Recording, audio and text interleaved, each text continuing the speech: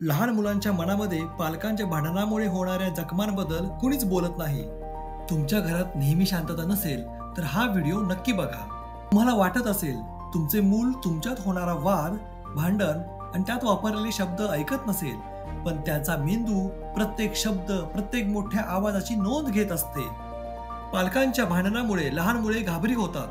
पालकांच्या सततच्या भांडणामुळे लहान मुले चिडचिडी होतात. अशा तणावाच्या वातावरणामुळे मुले एकदम शांत आणि गप्प राहणारी होतात. या तणावामुळे त्यांच्या मेंदूवर परिणाम होऊ शकतो, ज्यामुळे त्यांना भावनांवर नियंत्रण करण्यास अडचण होते, लक्ष केंद्रित करण्यात अडचण होते, अगदी शारीरिक आरोग्य समस्या देखील उद्भवू शकतात. मुलांना सुरक्षितता हवी असते, मुलांना स्थैर्य हवं असतं. अशा परिस्थितीत मुलांना चाइल्डहुड डिप्रेशन सुद्धा येऊ शकतं. पण आशा आहे, जर भांडणे झालीच तर तुमच्या मुलांशी बोला, त्यांना धीर द्या, सोप्या शब्दात समजावून सांगा. प्रेम अजूनही आहे हे त्यांना दाखवा.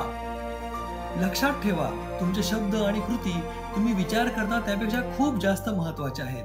शांतता निवडा, फक्त तुमच्यासाठीच नाही तर दररोज तुम्हाला बघणाऱ्या आणि शिकणाऱ्या त्या लहान जीवासाठी.